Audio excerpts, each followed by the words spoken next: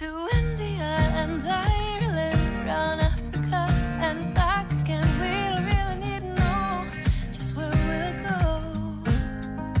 Maybe Canada, then to Brazil, then through the Alpine foothills. All I really want to know is, can we go? Oh baby, can we go? Round and around the globe. Welcome to Take Me With You, episode 30. I'm Ryan, And I'm Cheryl. We are two well-traveled people who want to go everywhere. but that's not going to happen. So instead, we'll travel vicariously by inviting a guest to share their unique travel stories with us. Today we're talking to Ian. Ian is a software developer in the Seattle area who has lived in various places in the world, England, Hong Kong, Australia. Mm-hmm. And he is on our podcast today. Yes, he is. Welcome, Ian. Welcome. Thanks for having me. Aw, we're happy to have you. Ian, how long have we known each other? Well, I think it's like at least 30 years at this point, maybe 32. Yeah. We met when I was very young. And I was only a little bit older than very young. That's correct. So it's definitely at least 30 years. That's a little at this point. ridiculous, yeah. That's magical. Wow. Well, here we are talking about travel today.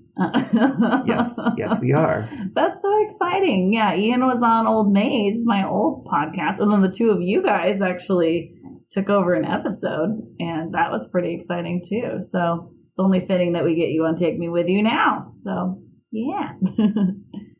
So you've been to 5 continents. What are you missing? South America and Antarctica. You know, you could hit those in one trip.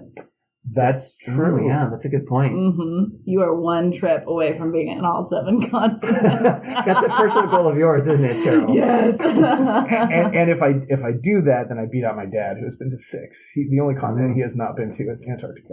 Okay. Wow. That's kind of surprising to me. It seems like he would want to go to Antarctica. Well, I mean, at the time that he hit all the continents was back when he was working for Microsoft. So, So it wasn't like his own for personal most, so travel. like, yeah, Africa and South America were business trips, Gotcha. where he did get to do some sightseeing. But When did you go to Africa? when I went to Spain in senior year of high school during spring break, we had a day excursion down to Morocco. Oh, same thing as Cool. Cheryl. Well, not the exact same trip, Yeah. but also going down to Morocco Yeah. from Spain. So, Yeah. I mean, it kind of feels like cheating, but we did take a ferry across the Strait of Gibraltar, and technically we're on the continent of Africa. So. Yeah. So cool. Yeah. I've never gone to Morocco from Spain, but I've seen Morocco from Spain, so that's kind of cool. Then I've been to Morocco on a separate one, and yeah, but they're so close. It's such an interesting Yeah. thing. It was not a very long ferry ride. I mean, it was like, what you would do up in the San Juans or whatever. An hour or two or something like that. Yeah. Yeah, an hour. I don't think it was more than an hour. I don't Okay. recall it being particularly long. Yeah. And then it's just funny, like, because I have this separation in my mind of the continents being so different. But it's interesting how much Morocco and Spain like influence each other's cultures. Right. Why wouldn't they? Sure. But you're like, no, that's Africa, that's Europe, but Yeah. it's like, no, that's not how it works. And so that's kind of an interesting. Yeah. And I think when you say Population. Africa, people always have like a very particular. I mean, Africa is such a diverse continent. I mean, Yes. Yeah. like a lot of continents, it's very big and it's very diverse. So, but like, I think most people probably think more of like South Africa area, like kind of forget that you have very different sort of environment up in northern Africa. Yeah. Yeah. Interesting. There you go. A little bit of Africa for you all. You're welcome. Okay, Ian, so there's a set of questions that we typically like to ask our guests, and I know you are well prepared for these. Absolutely. Wonderful. So first, why do you travel? Okay, this is probably going to sound really lame and generic, but it's to have memorable experiences. Because if I'm thinking about over the course of my life, all the different types of trips I've taken and kind of now as an adult and having traveled a bunch, the kinds of things I think about when I travel, it's not like necessarily to learn more about things. It's not necessarily to sightsee. I mean, these days, most of my travel is just more like family vacations. Yeah. But, so like taking like all the traveling I've done over the course of my life, the thing that I've enjoyed most about it is just having all these different sort of memorable experiences. And some of those are learning a lot of interesting things. Some of those are seeing amazing landscapes or amazing buildings and architecture. Some of those are just having fun, relaxing times with family. And so I don't think there's any one particular reason why, you know, I travel, but when I do trips, what I want to get out of it is to have an experience. That's cool. I like that. So, and now you want that for like family memories, I'm assuming? Yes. Okay. So how does that look like when you think about planning a trip? When you think about like, I want this to be memorable? Yeah. Oh, it's interesting because I'm definitely a planner. I like to know what I'm doing. And so even if I'm just kind of going around and seeing what's at a place, I like to have that time like scheduled. I like to know that like, okay, this is like the afternoon that I'm just going to kind of wander around the city and explore. So, I mean, I think when I plan trips, I kind of try and have like, do some research ahead and maybe find like one or two like big things. These are the things I definitely want to hit. Yeah. And then also planning in some time for some spontaneous kind of like whatever comes up. Planned spontaneity. Exactly. But just to know like, okay, you know, like I have these big things, big items that I want to hit for sure. And then, you know, just some time to do whatever, relax, especially like on family vacations, right? It's like, okay, we're going to have some activities, but we're not going to sort of program out the entire trip. We want to, you know, set aside some time to just chill or to, you know, see what else is out there. Yeah. You know, so yeah, but definitely there's usually like, okay, here's a couple of like the highlights that we want to for sure do. It's kind of like when you've been to Disneyland a lot, right? Like you've always got like the 2 or 3 rides that you want to make sure that you hit because those are your favorite. And then it's like the rest of the time it's like, well, if we can, you know, take advantage of, you know, opportunities that as they arise down there, we'll try and get those too. So I'll have to take your word for that one. Okay. But I think that's a good point with any trip is like, what are the things that I really have to hit, and then anything else where it's just kind of like Cheryl, like kind of letting go of some of those. For you, things. isn't what are the things that I have to hit? Isn't it everything? Everything, yeah. And that's what I'm trying to tell myself. As I'm getting older, I'm reminding myself, like, I can't do everything, which is very hard for me. So then it's like, what are trying to do that prioritizing so that I can still feel like this was like a wonderful, successful trip. And having a 6-year-old son, which I do, you know, we can't just like go, go, go, go, go. We have to have built-in downtime and have to be flexible in terms of like, you know, it's 3:00 in the afternoon and we're just done, right? Like we cannot spend another 4 hours going and seeing more things. And so that's where I think it's really important to have like, what's the kind of main thing we want to do today? And then maybe what's some, you know, side things that maybe are easy to hit if possible, but if not, it's okay. And then from there, you just kind of go and see what is possible to achieve. And maybe, you know, you get a second wind and you can do more stuff, but, you know, like kind of like, what's the thing we want to get done today? Yeah. I'm traveling with little kids. It's important to not reach for the stars because if you do, they'll be raining down upon you. Yes. We've learned that the hard way. I'll bet. Yeah. So what type of traveler are you, Ian? Well, definitely a planner. As I said, I like to have a plan. I think I get that from my mom, who loves to plan trips and find, you know, what is there to do? What cool things could we see when we go? I definitely have that sort of thing. So I like to kind of know ahead of time, like what's out there. And, you know, and sometimes I'll also plan like, oh, I'm just going just going to go walk around. Like when I was in London, there was a weekend where I was like, I'm just going to walk to all these different parks and see what I see on the way. And I just spent the whole day kind of wandering around London. And it was kind of like, well, I'd like to get, I had kind of waypoints to aim towards.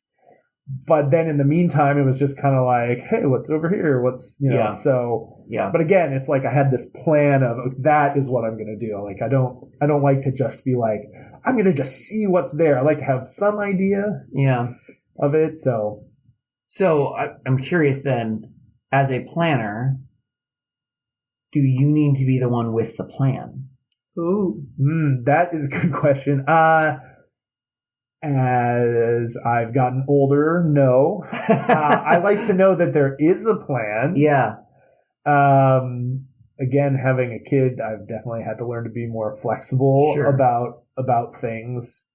I think also, for me, it's also not necessarily like I have to stick to a strict plan, but I have to do enough research so I feel like if I'm then going to, go off script, like I'm comfortable enough, I have enough general knowledge that I can adapt easier, rather than just like, I definitely don't like to be thrown off into the deep end and then be like, I don't know anything about anything, right? So like also it can just be like I'm familiar enough with a bunch of different things that can be done, and then maybe in the moment I don't necessarily know what I'm going to do next, but I know what the possibilities are.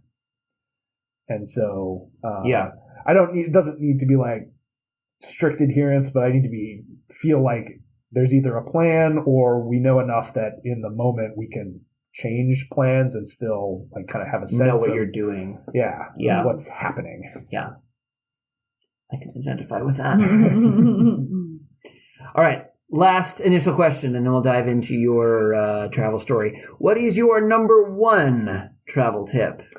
So one thing that I've found over the last few years is really helpful is that if you're staying in one place for a while, a family vacation, like to the beach or Disneyland, or even if you're like going to stay in one like city, like you're exploring Rome for a week or whatever, having a place that has a kitchen is really nice. And if you're staying at like a hotel, like those kind of suites are obviously more expensive and that can be prohibitive.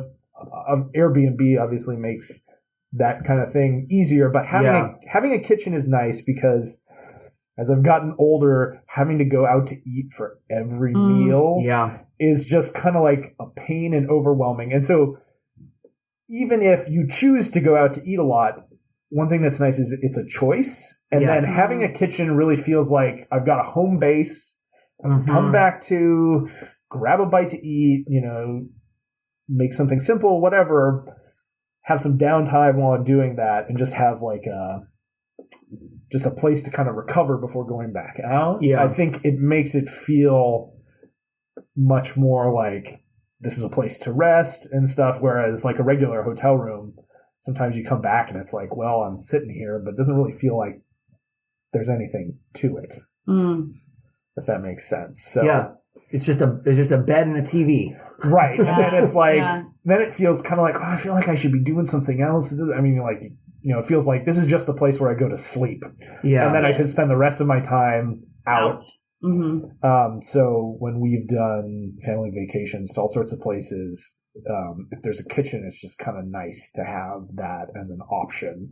And if you choose to go out to eat a lot, well, that's fine. But the fact that you have the choice, I think is pretty important. So I would say, if you're staying in one place for a while, like if you have a way to, a place to make your own food, that can be a nice sort of downtime. I think that can even help like in the morning, like with breakfast or something. You could just do milk and whatever the local cereal is, whatever that happens to be, that just makes those things a lot easier and more flexible. Yeah. And it can help with snacks too. Like if you're like, oh, Yeah. I didn't quite eat enough for dinner. I don't want to go out again, but like I Yeah. want something, that's kind Right. of nice too. And honestly, checking out local grocery stores or markets is really fun. Oh, yeah. Too. And sometimes I've done that and then been like, well, I can't really buy any of this because I don't really have a place to put it or Right. anything. Right. And so, yeah. Right, especially if you want something that's kind of perishable. Yeah. Yeah. Yeah. Which the second you go to another country, I feel like that amount up, increases. Yeah. Where there's Tends more to, things yeah. that are you want to have fresh and everything. Right. So, Yeah. yeah. I like that advice. Yeah, That's it's a really good tip. good. Yeah. We approve of your tip, Ian. Yeah. Great. You passed on to the next round. So, what travel story are you going to be telling us about today? Okay, so I'm going to be telling you about the place that I have gone on vacation to the most in my life, which is the lovely town of Seaside, Oregon, on the Oregon coast, up in the north. It's about a 4-hour drive from Seattle. I think it's about an hour and a half if you're coming from Portland. Okay. It's right on the coast. It's only about 15 miles south of the mouth of the Columbia River. And my family has vacationed there since before I was born. Oh, really? Yes. Wow. I didn't realize it was that long. Yes, my parents, I think, first went to the Oregon coast there in like 79. And I don't think they were at Seaside at that time, but It was somewhere on the coast. yeah, in that area. Yeah. And then shortly afterwards, just started going to Seaside. The first time I went to Seaside, Oregon, I was 7 months old. Oh, wow. Wow. There's a picture there if you want to take a look. Oh, look at you. You look the same. You just don't have a beard in that picture. I mean, he's also shorter. Oh, that's true. Yeah, and he's wearing yellow Yeah. in this picture. Yeah. Wow, look at you guys. And you loved it from the first time. Apparently. What, you don't remember that experience? I do not remember that experience, but Huh. what's funny is that when we took my son to Seaside for the first time, he has almost the exact same expression on his face. Oh, that's really Aw, funny. The beach. Yeah. That's so fun. So did you always go at the same time of year? Yeah, it was always summers, either July or August. Okay. And did you stay in the same place every time? So for the first few years, my parents stayed at various like bed and breakfasts Okay. or, motels there. And then in 88, they decided that they were just going to keep coming back. And so they bought a vacation home down there. And so they have owned property there since 1988. And so we're on the second house now. They sold the first one back in 2011, I believe it was. And I bought a new one. But so, yes, we have vacationed into basically the same spot the entire time. That's so fun. So do they spend more and more time down there these days? Not as much. There was a period of time where they spent a lot of time down there. I mean, they do still spend a fair amount of time down there, but I think, especially now that they have grandkids, they don't spend quite as much time down there. Fair. Oh, wow. That's so fun. So can you kind of describe, I know that depending on where people are from, when they think about a beach town, they're Right. going to picture some different things. So Sure. can you kind of describe the terrain, the climate, all of those things? Yeah. Yeah, so it is.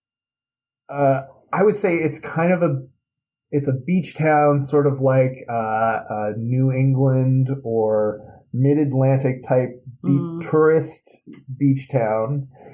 It's much more touristy than some of the other smaller towns on the Oregon coast. This was Seaside was a sort of prime vacation spot for people from Portland all the way back in like the 1920s.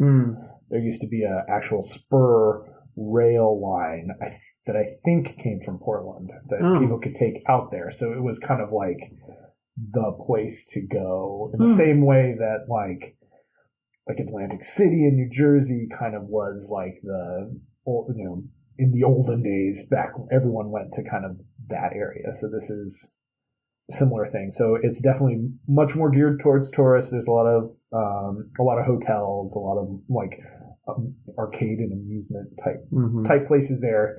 In contrast to the town directly south of it, Cannon Beach. Cannon Beach is much more bed and breakfast, art gallery, sort of art community type of seaside town. Although, I mean, at least for me, I hear a lot more people talk about going to Cannon Beach than going to Seaside. Yes. So, like, I would have assumed that Cannon Beach would be more touristy, but that's not the case. That is. I mean, it is definitely touristy, but not in the same kind of way. I think Cannon Beach tends to be more of the place that you go like as a day trip, where you walk around the town looking at, because there are a lot of art galleries down there. Whereas Seaside is more like the hotels where you actually stay. I see. Okay. I mean, Cannon Beach does have hotels, but in Seaside they're multiple story kind of motel, hotel things. Gotcha. Cannon Beach definitely has much more of a in bed and breakfast type vibe. Boutique-y. Yeah, a little bit more. It's Yeah, fit with that artsy style. Exactly. So Gotcha, I think a lot of people definitely end up going to Cannon Beach, but I would say that probably most of them come in for the day and then leave and stay in Seaside or wherever they've come from, or if they're doing a day trip. Cool. Gotcha. So it is. Now, one of the differences between the West Coast and the East Coast is that the Atlantic Ocean is a lot warmer than the Pacific Ocean. Oh, is it? It is. The Atlantic Ocean does not have or at least up in the New England mid-Atlantic region, does not have a cold water current from Alaska running down it. I mean, I guess not. And it's the water tends to be a lot deeper in the Pacific Ocean. So the Pacific Ocean is a lot bigger, too. Yes, but also along the coast. I mean, so you have a deeper, cooler water. So it tends to be not necessarily super warm there. The water is definitely fairly cold.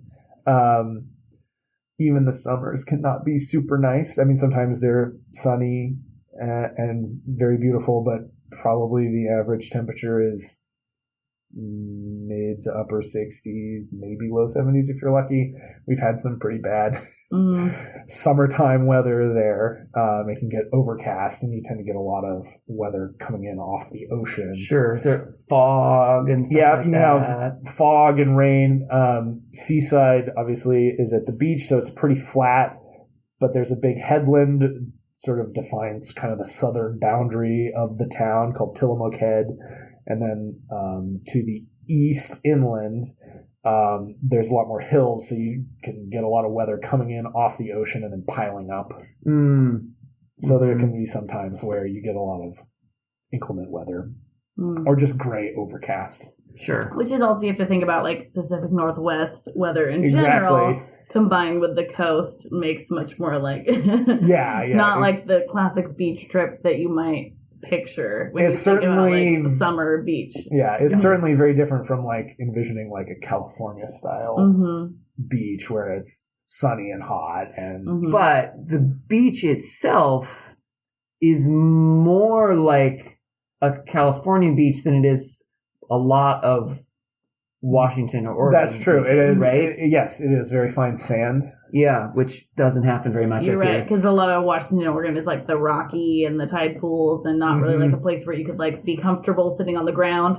Right. Yeah. Or build a castle out of the things that you find on the ground. Yeah. Yeah. So a lot of the beaches along that stretch of the Oregon coast are very nice sand to be in. There's definitely areas where you have more of the rocky type beach, but most of the beach along the town of Seaside is really great for building sandcastles. It's something that we try and hit every year, is to go out once and build a sandcastle on the beach. Yeah. And nice for walking along the beach and just being out in. Cool. That's so fun. So what are the top things that you like to do when you're in Seaside? There's a lot of hiking trails nearby. Nice. Not in the town of Seaside, but within 15 to 20 minutes. There's a great state park down south of Seaside, Oswald West State Park, that has a lot of hiking trails kind of for every sort of skill level and interest. Short ones. Ones that you can take your son on. Yeah, ones you can take, more serious ones. My wife enjoys hiking. So, yeah. So there's a lot of different trails. Obviously, things you can do at the beach. Build sand castles. It's usually pretty windy, so flying kites is usually a thing. A lot of people fly stunt kites or regular kites, and so on windy days you can go out and see just down the beach a bunch of people flying kites. Oh, that's fun. Some brave souls go in the water. My son loves to do that, and I'm the only one else in the family who can tolerate the water there, so I go in with him so that he can have fun jumping in the waves and everything. Now that I'm an adult, I do not know how I survived as a kid spending hours in that water. It's so cold. I guess I just didn't know. But he doesn't notice it, although after an hour he's all shivery. He's like, no, I'm fine. He's like, no, we need to warm up. Another cool feature of the town is the prom. There's I think it's maybe 1.5 miles total, a promenade along the front, borders the beach that you can walk up and down. And am I remembering right that it's like wood? No, it is concrete. Oh, it is concrete. Okay. I believe it was probably wood at one point. Okay. But it is concrete. Provides some great views. I mean, it's basically, most of the town, I think from the main parts of the town, it runs quite a ways, and that's a really nice place. And it's wide enough that you can ride bikes on it and walk down it. It's probably the most convenient way to go from sort of the edges of town where there's more like rental houses and things to get to the center, the main drag, where there's a turnaround and a fun statue, because Seaside is historically the place where Lewis and Clark reached the Pacific Ocean. Oh, I didn't know that. Yeah. Okay. There's if you head, I think it's maybe 8 or 10 blocks south from the main street where the statue is, there is the remains of one of their salt cairns where they boiled seawater to make salt. Whoa. You don't see that. I don't know what a cairn is. Oh, well, so basically they built a giant stone kind of fireplace type thing and put big pots on top of it and then boiled seawater off to make salt for their provisions. Boiled seawater to make salt. So the water evaporates. Right, but like they didn't boil it to get water. They didn't like recondense it or whatever. They were actually trying to get the salt. They were getting the salt. Yeah. Oh, interesting. Yeah. Interesting. There's a lot of rivers and ponds and lakes around there. So fresh water is not really the issue. Yeah. In fact, there's 2 different rivers that actually go through the town of Seaside and then end up joining together and coming out. So they came. This is where they reached the Pacific Ocean and then produced salt. There's also Fort Clatsop is nearby. Yeah. That's where they camped for the winter. So that was like their main camp. And then they had this sort of spur down at the beach. There's also kind of, fun vacation-y entertainment things. Like there's a little mini golf thing. There's various little amusement rides like the spinner bumper cars, kind of carnival type, carnival type stuff. There's a lot of candy stores selling saltwater taffy. Oh, classic. It's kind of a Oregon Beach thing. A lot of ice cream stores that my son loves to go to. I'm sure. So how many of these different things do you hit regularly, and how many of these things are just kind of part of the ambiance? Like when you go back to the same place over and over again, it's like, what things do you find that you and your family continually do versus only sometimes? Right. I would say that So we typically go down for 4 to 7 days. And while we're there, I mean, we try and go to the beach as much as possible. Sure. Because that, I would say, is kind of the main draw for being there. Mm-hmm. So we try and get out to the beach for at least a couple hours every day. And then... Get your tan on. Yeah. I know sure. how important that is to you. Yeah. In your hoodie because it's cold in the winter. Yeah. Yeah. I mean, we have gone down to the beach in our rain jackets because we wanted to see the water even though it was raining. That is actually a family tradition, is after we pull in and get the stuff unloaded out of the cars, we like to walk down to the beach and look at the ocean for a little bit. Nice. Regardless of the weather. And if it's nice, we'll stay out longer. And if it's not, then we do a hasty retreat back to the house. So the beach is the main thing. We definitely like to get out and do at least a couple of hikes or visit other, parks or beaches around there. So that's definitely something that we do every time. And then usually the other stuff, I mean, we don't typically do like the amusement park type stuff very much. Like that's pretty rare. That's just more sort of the background ambiance for us. But it's, we always try to get ice cream at least once, and every day if my son had his way. Well, sure, or I had my way. Right. And we always try and do a run down to Cannon Beach to look around at the art galleries. And, the other thing about Cannon Beach is Haystack Rock.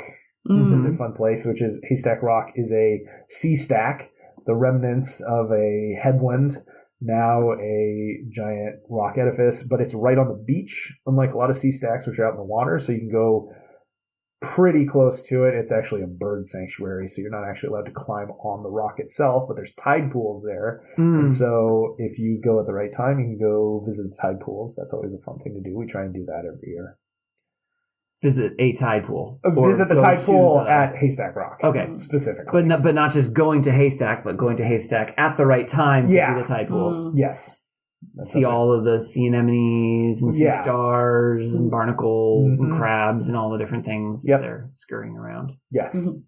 Very nice. Do you take out your identification book? So you can say, that one's Piesaster. No, we haven't done that. That but sounds like a Pokemon, but it's not. It's a type of sea star. But that's okay.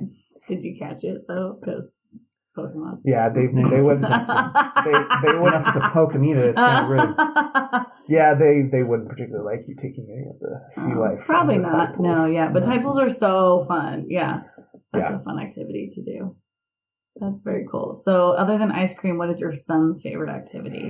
I think he just loves going to the beach. Like he loves digging in the sand, making sandcastles. He also loves jumping in the waves. So he likes to go out. And as he gets bigger, we can go out farther and farther, deeper and deeper water. But somebody has to go with him just in case, because you can get some undertow going there. Sure. But yeah, I think probably his favorite thing is the beach. That's so fun. Yeah, he just loves going there. Now, at the beginning, you were describing the type of traveler that you are and how you like plans and you know what you're going to do every day and what you're going to see and all that sort of stuff. Do you feel the same way about Seaside, or because it is so familiar, is it more kind of like what a little bit of the other thing you were saying, when you know all of the things around, you can be a whole lot more flexible? Yeah, it's definitely a place where we don't have to make a plan like before going down there. And we can definitely be much more day by day, like what's the weather going to be like, because it can change pretty fast. And the predictions aren't always very accurate because you get a lot of change from the weather coming off the ocean. Sure. So that's really nice to kind of know. I mean, I think when we go, we kind of have a sense of, we want to hit the beach as much as we can. We'd like to do at least one big hike. There's a hike that my wife and I have done 5 times now, hiking from Cannon Beach over the headland Tillamook Head back down into Seaside. There's a trail that goes between them, and it's Is that in Ecola State Park? Yes, it goes through. I've done part of that hike. It's gorgeous. Yes. Oh my goodness. Oh, yeah. Oh, that like rocky Oregon coast. You're just hiking right along it, and the views are so pretty. You can see Haystack Rock for a while as you're Mhm. hiking up too, so you get some good views out there. Oh, it's so beautiful. Yeah, so this is a picture from starting to go up the trail. And this is looking south on Cannon Beach. There's Haystack Rock right there. So this is the very start of the trail. That goes back up That to- goes, to yeah, Seaside. through, it goes across Indian Beach, which is the next little beach up from Cannon Beach, and then through Ecola State Park, and then over the head to back to Seaside. So my wife and I have done that hike. I can't remember how many miles. It's a pretty big commitment. You definitely want water and good hiking boots to do Okay. it if you want to go all the way. 'Cause Sure. it's a bit of a commitment, but you can also just do part. I mean, there's a couple of overlooks that you can get to pretty easily if you don't want to go all the way. So that's something that we try and do every couple of years, I think. Okay. Fun. Yeah, that's one of our things that we like to do. So, it's interesting because I think different travelers prefer going somewhere new, And by then different other travelers, people, you mean you. or other people I talk to. My sister is like, I don't know. I feel like most of my family's like that. And then there's other people who are like, I found a spot I love, and so I want to keep going. So I guess it is like, in you, do you think it's because of like your upbringing that you're kind of like, this is what our family does? Or is this a part where you're like, yes, this is my travel style, is to keep enjoying a place that I really love? Yeah, I think it's a combination of both. I think I love it because I had so many memories from going there year after year with my family, and it was definitely something. I mean, especially since my parents have a vacation house there. Yeah. It's super convenient in that regard because it's like, well, room is taken care of for Yeah, us. Right. It's a pretty big price on any travel. Yeah. So Yeah. we have a place. It's a really great house to stay. It's got a kitchen. It's Yeah. got all the comforts of home, but it's at the beach. It's a block down from the beach. So, yeah, it is a great place to go over and over. And that's something that I wanted to do with my son and have these sort of vacation memories. And I mean, we're still at the point where doing bigger travel than that is a little bit more difficult. I mean, like going to exotic places is definitely more difficult with a 6-year-old. Yeah. And Because so, it's one, what did you say, like 4-hour drive? yeah, Which 4-hour is drive. much more manageable than pretty much flying anywhere. Mhm. Right. Right. Yeah. So that is like a tradition that I've wanted to keep up as a sort of like, this is a family, our family, one of our family vacations is to go here. Yeah. And also I think that's why I love going there. And I'm also, while I do enjoy having new experiences, I think I also like kind of the comfort of going to a place. It's like, I found a place that I like, so I'm going to keep going there and enjoy it. And I'm open to new experiences, but I'm not the kind of person who looks for like the next new thing.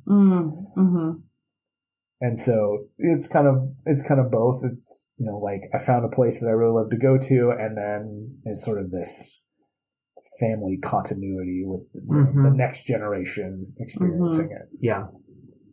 Almost like doing Christmas all together. Exactly. Something like that is Yeah.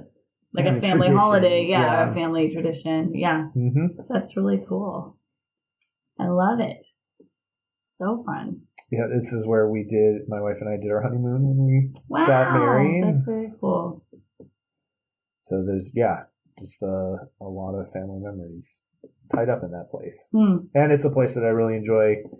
And it's for me, as a planner, I can definitely get stressed out about going to new places and because, being in a new place, it's never it's not always exactly what the research shows. And, Right. and for so sure it's not. Yeah. going to Seaside, Oregon every year, it's like there's no stress really Yeah. to it, because it's like, well, I know where everything is and I know how everything works. And so as far as like having the relaxing vacation, unwinding, it's a great place to go because there's no stress. Yeah. Whatever happens, like if plans fall through, that's fine. There's something else we can do that I know about. And so whereas like going new places or more exotic places like create this really amazing sort of experience and memories,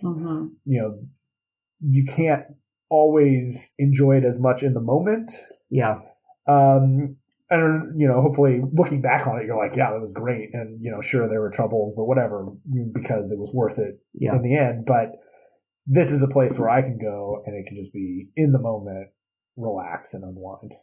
Yeah. No, I think there's definitely something to be said about that because I've definitely had the experience, and I've talked to a lot of other people who have, where, I loved this particular vacation or this trip or whatever, but you come back and you're like, but now I need a vacation from my vacation because I'm so tired because, we made the most of every moment, right? Which I think there's a time and a place for that. But I think that there is definitely something to be said about a vacation that really is restful and relaxing and restorative, because not all travel is. Yeah.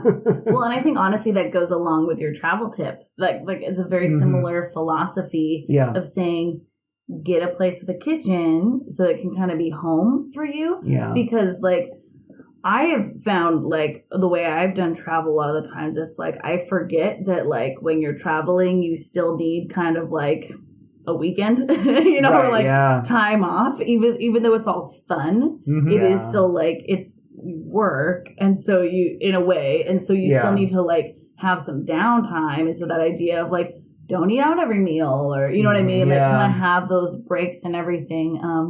I think goes along with that. And I think it's interesting because so many places I go to, I'm like, this is probably the only time I'm ever going to be in this place. And then that's great and exciting and how cool that I went to that place and I loved it. And then also there is this pressure of like, I gotta see these things because I'm probably never coming back here. And I think the idea of like, we'll be back next year, is like, I think it's like a different type of enjoyment. Yeah. It's kind of like a restaurant that you go to a lot where eventually you could try everything on the menu if you wanted, but like still go to the same restaurant. If we miss something for some reason, that's okay. We know that we can hit it next time. That's really cool. I like it. Well, thanks so much for telling us all about Seaside, Oregon. That's so fun. So, Ian, we have a question for you based on the title of our podcast, Take Me With You. If you could take us with you to just one thing on this trip, what would it be and why? Okay. So this has become my son's favorite thing. He's only done it once, but we're going to have to do it now every time we go back. And so this is what I would do with you guys. Okay. One of the best things about Seaside, Oregon is they're extremely liberal in what you can do on the beach. So, 4th of July is like a war zone. Like, even though the town has its own fireworks show, like, everybody brings all their fireworks and sets them off. So it's pretty amazing at the 4th of July. But because of that, there's also no restrictions on beach fires. And so, to sell you guys on vacationing here, we wait till the sun starts to set. We go out to the beach. We bring our beach chairs. We bring wood. We build a beach fire, and we make s'mores. All right. On the beach, hang out. Preferably, it's not raining. Yes, that makes the fire bigger. That makes it a little bit more difficult. Might be a little bit cold. It cools off in the evening. Sure. Let's go to the fire. Yeah, beach fire at night, roasting marshmallows. I love it. I'm so in. That sounds like a fun last night of the trip.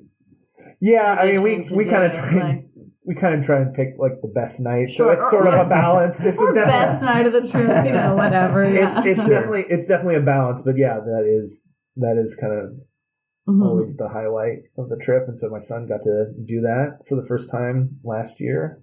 I love it. It was a big hit. So that's what I would would take you with me for that part. Sweet. Nice. Let's go. I'm in. Well, it involves food, so Cheryl's definitely not interested. Plus, hanging out on a beach at night with a fire, great time to hang out Those with are friends. like all Yeah. my things. That's Yeah. all my things right there. Oh man, I'll bring my guitar and then we'll be good. So Perfect. Well, Ian, what's your next trip? Next trip in early July, going on a family vacation to Orcas Island. Fun. Nice. Camping, hotels, whatever. This is a hotel. Okay. We've hit, over the last couple years, we did San Juan Island, and then last year we did Lopez Island, and this year we're doing Orcas Island. Cool. Kind of exploring the San Juans up in northern Puget Sound. So that's the next trip. We're going with my wife's family. Sweet.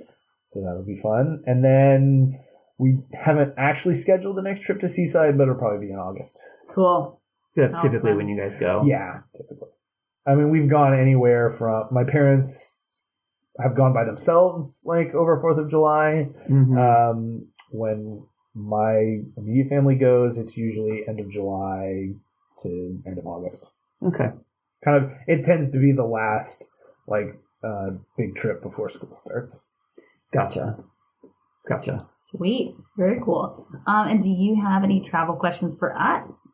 I do have a question for you guys. Okay. Don't ask us our favorite country. We've heard it a lot of times. I wasn't going to ask. Good. I wasn't going to ask Don't you that. dare. That's going to start being like a disclaimer on this question. So what I wanted to ask you guys, both of you, Yeah. is Together or separately? separately, but I want to know for each of you, if you were going to vacation every year to a place you've already visited, what would it be and why? Ooh, that's very on theme in many ways, and I'm happy about this. Ryan is struggling.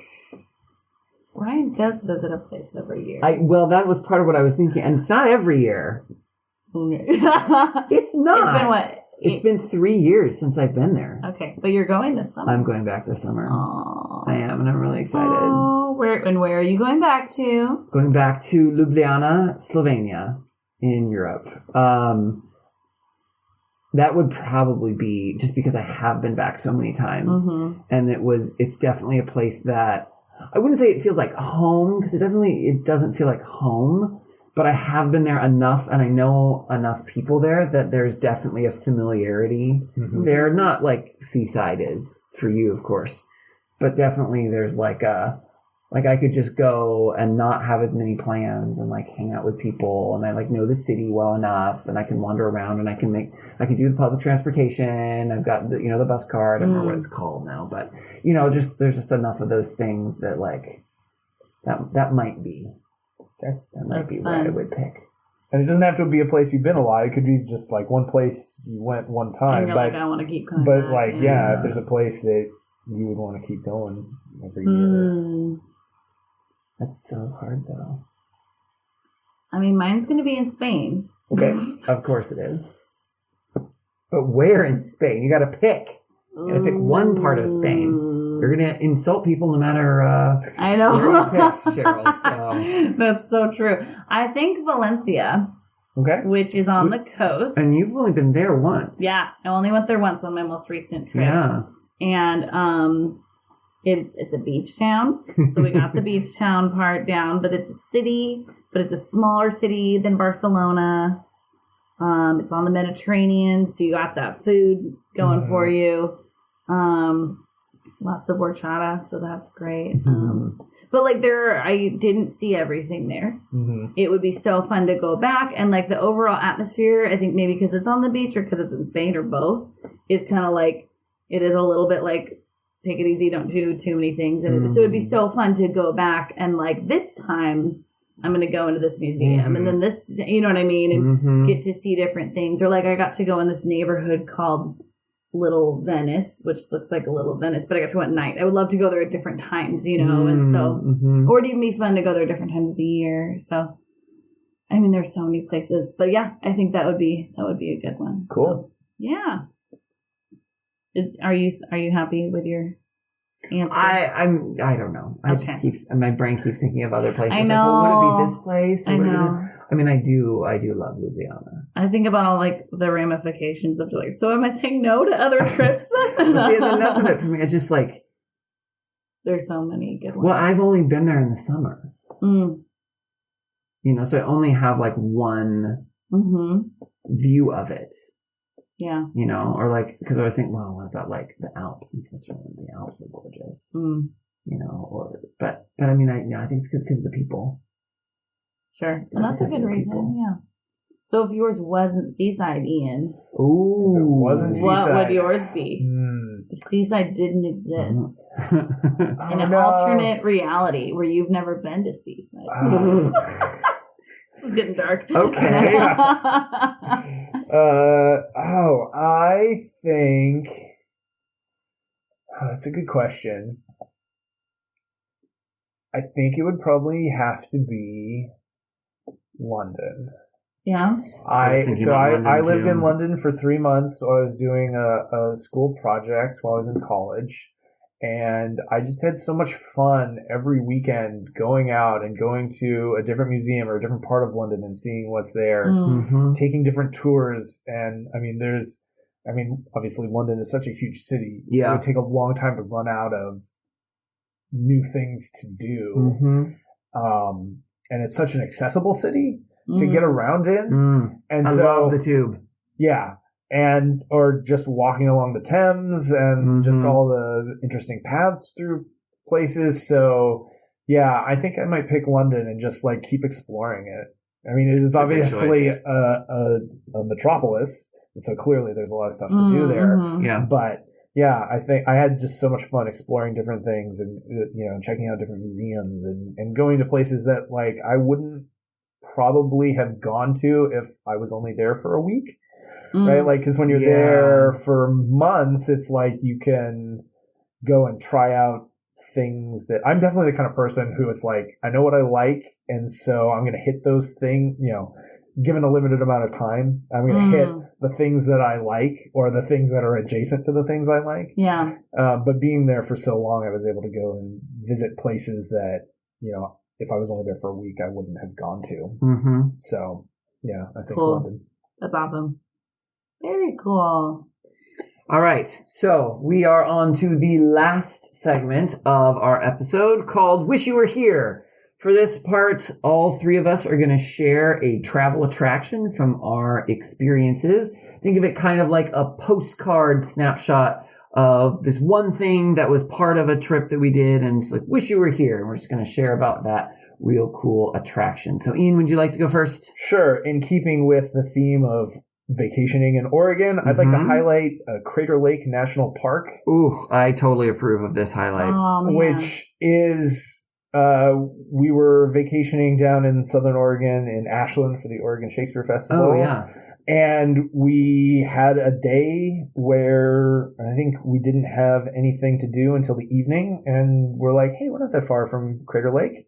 We drove up there and it was like, this is the most like amazing, surreal place I've ever, I'm thinking about like the sweeping landscapes from the Lord of the Rings films. Yeah. And it's just like, how can something like that exist in the real world? And I mean, obviously in some cases it doesn't exist, but there's a lot of those places in like New Zealand. There's just amazing landscapes. And that was what this felt like because for those who don't know, Crater Lake is a giant lake. It's the, I was to say it's like the 9th deepest lake in the United States. I don't know. It's real deep. It's really deep. It is a lake in an extinct volcano. Yeah. And so caldera. You drive up. It's like driving up to a mountain.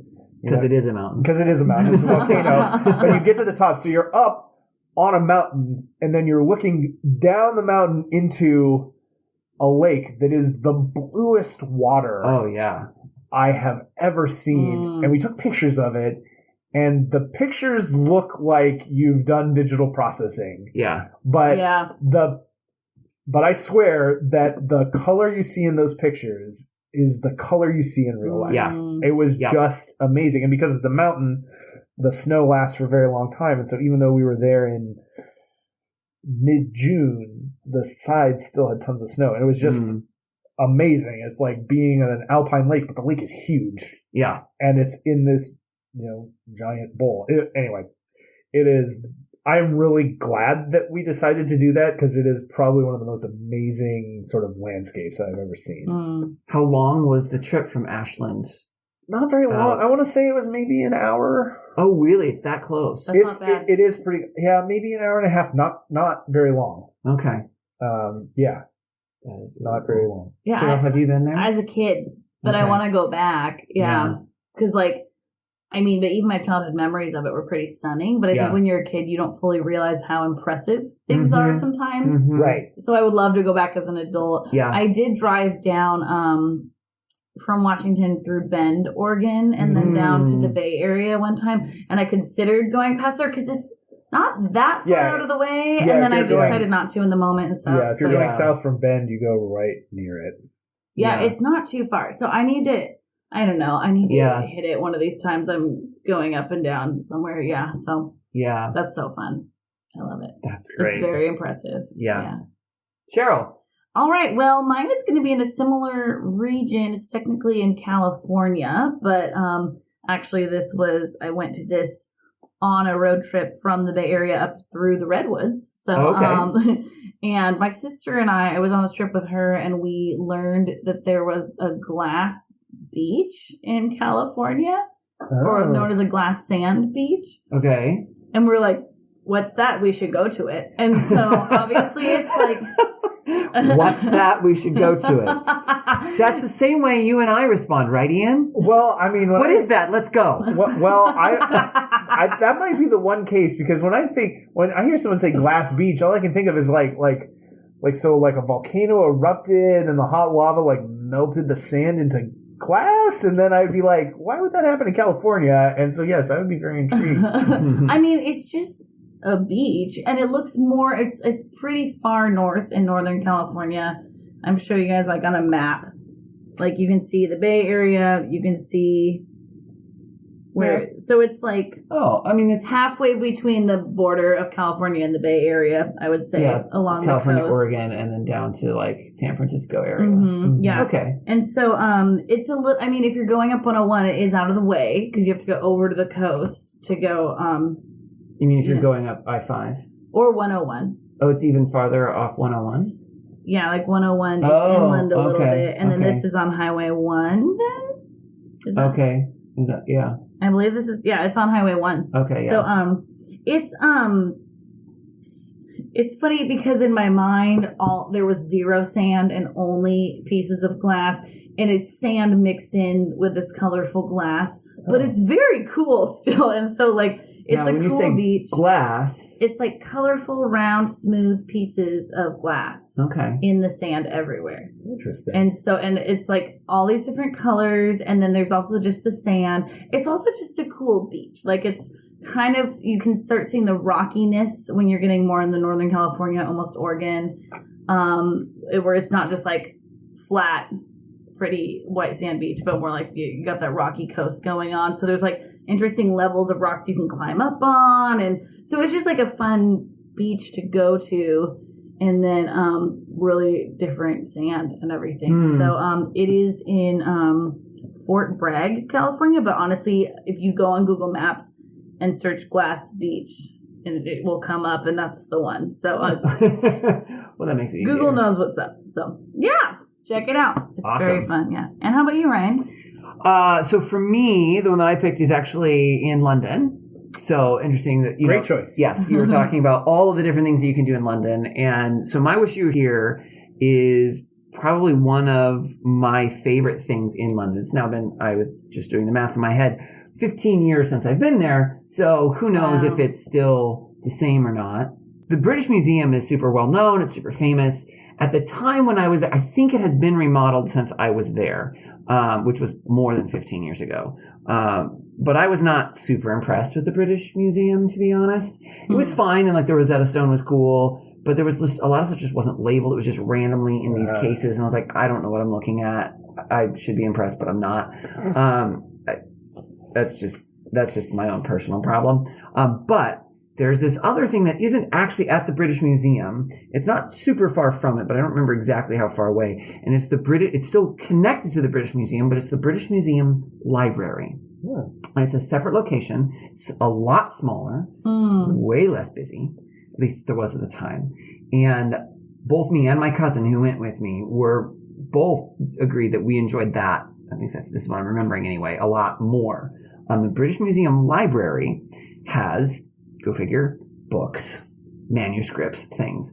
But it has like some of Mozart's original music that he wrote by hand. It has, I think, like a copy of the Gutenberg Bible. And it has these amazing things that are written down. Oh my goodness. That are all just on display. Wow. And I don't even remember what all of the things were. I just remember being so impressed at looking at these original manuscripts and things that were written down.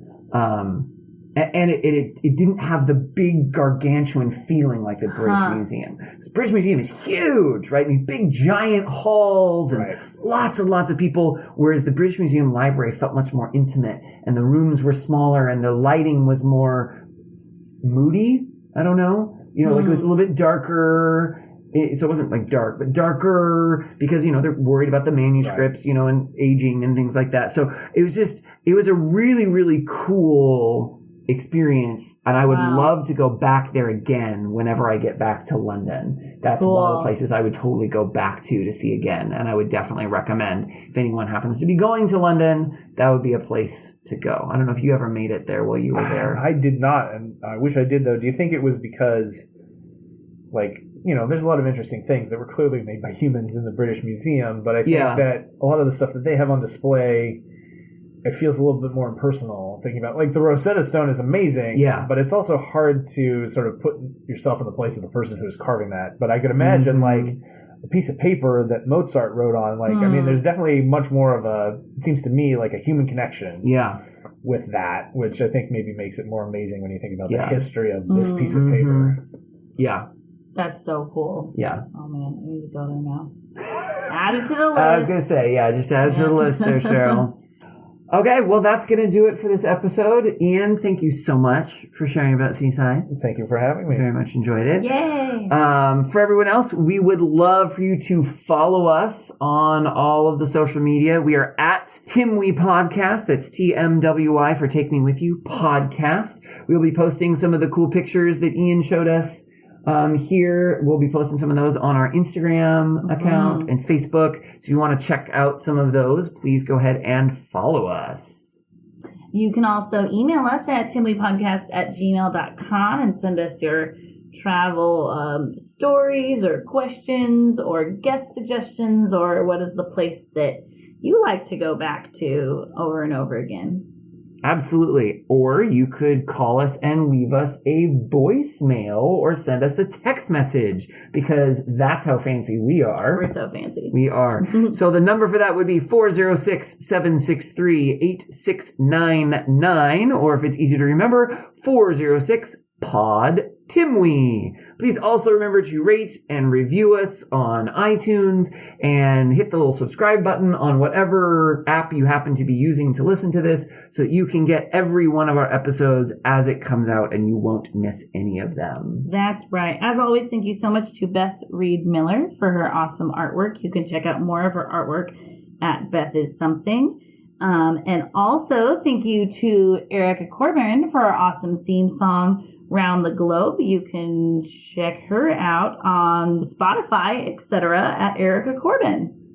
Awesome. Once again, thank you, Ian, for being on our podcast. It was great to have you here. It's been a pleasure. Yay! Awesome. All right. And until next time, remember to take me with you. Take me with you. Can we get a sailboat chasing down the sunset as we float round and round the globe? Salty air and balmy nights, guided only by the lights above, and a little love. Oh, the world is out there waiting to explore, and all our troubles here want them to be